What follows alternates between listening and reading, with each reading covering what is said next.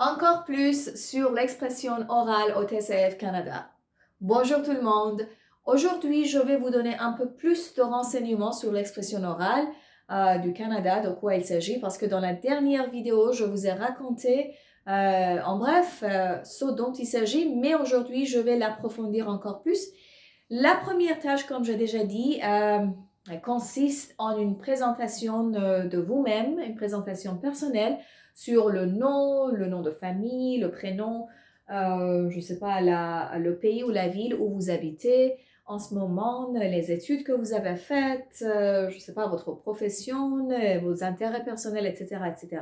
Donc, mon conseil, c'est de préparer une présentation complète de vous-même et il faut y inclure quelques points de grammaire, comme par exemple la bonne conjugaison des verbes au présent ou peut-être un verbe au passé composé.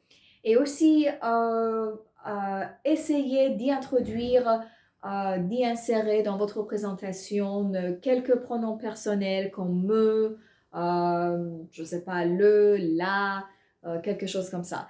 Et en fait, la grammaire de base, parce que ça, c'est la première tâche qui évalue les niveaux 1, 1, A2.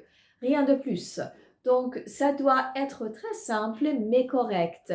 Préparez une bonne présentation complète pour vous-même et voilà, ça sera votre point de départ dans l'expression orale du TCF. Et une fois que vous l'avez préparée, vous allez répéter cette présentation quelques fois et ça va, vous devez... Bah, moi, je dis pas de mémoriser quelque chose.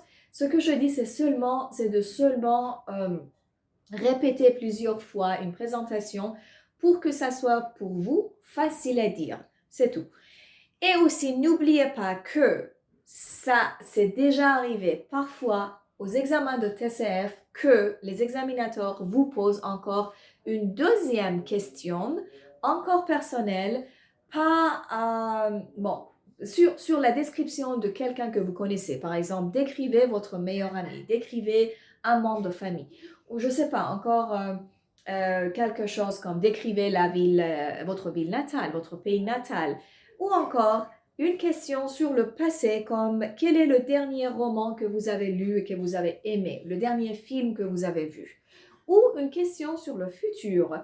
Qu'est-ce que vous allez faire dans vos prochaines vacances? Donc, ça, c'est juste dans le but d'évaluer votre capacité à conjuguer les verbes au passé et au futur. Donc, pensez-y.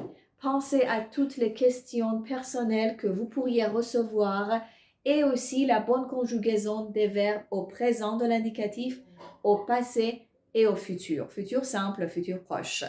Voilà, ça c'est sur quoi vous devez vous concentrer dans la première tâche de l'expression orale. Je vais en parler plus dans la prochaine vidéo. À plus!